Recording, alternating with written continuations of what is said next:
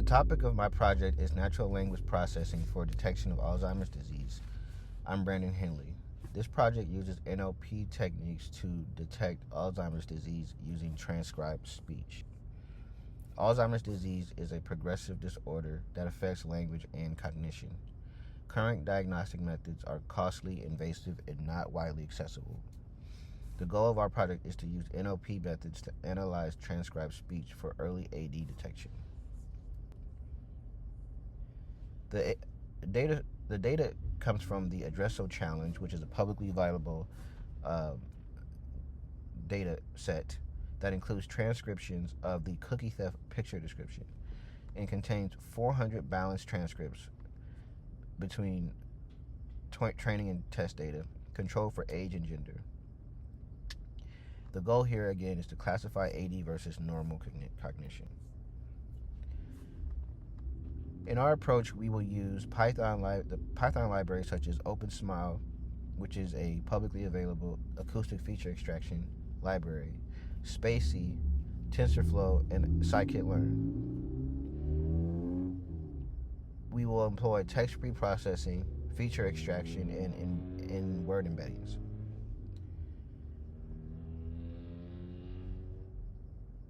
Our statistical modeling approach will include logistic regression, support vector classification, and random forests, which we'll use as baseline models to compare to our deep learning approach, which will involve LSTM and a second mod with LSTM with attention. We begin our feature extraction by extracting structured features such as average sentence length and sentence count, type token ratio, part of speech tag proportions, clause counts, conjunctions, and repetition of words.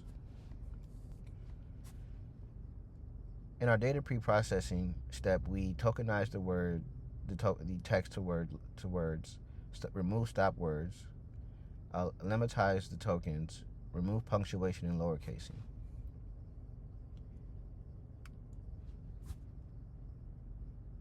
In our exploratory data analysis, we took a look at the pattern in the data to see if it had any potential to offer some power in classifying AD. And we found that some words were more frequent than others, and parts of speech were more frequent, and that the average word length was on average lower as compared to normal controls.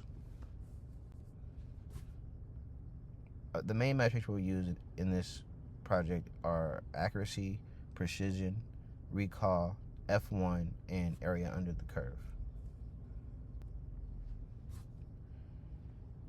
Our statistical models include logistic regression and support vector classification and random forests, and we will use the structured data mentioned above. And we'll use the results here as baseline to compare to our deep learning model. The statistical modeling results showed that the logistic regression model performed the best, with a area under the curve of 64% and accuracy of 68%, with the support vector classifier and random forest model performing slightly worse.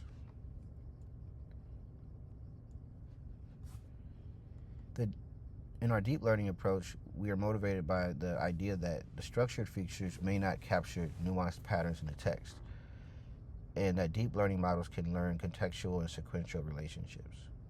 Our hypothesis is that the LSTM-based model will perform better than the baseline statistical models by capturing sequential or temporal information, and further that by adding attention, we'll be able to improve even more by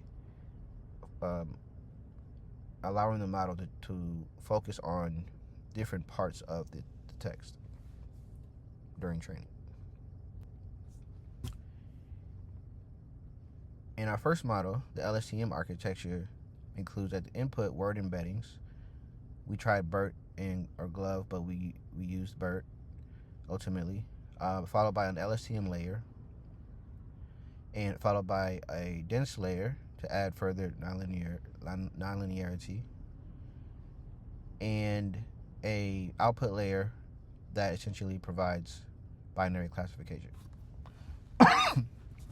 And we use an atom optimizer with binary cross entropy loss. Our first model achieved an area under the curve of around 81% on test data and accuracy of 69%. This was a slight improvement compared to the logistic regression model. Our LSTM model with attention is very similar to our first model, except that the model includes an attention layer after the LSTM layer that weights the hidden states at for each token to provide focused attention on different tokens before being sent to the hidden fully connected layer. And our results are slightly better. We achieve an 81% area under the curve as before, but an increased accuracy of around 77% on test data. And our interpretation here is that the attention mechanism improves performance by prioritizing relevant words.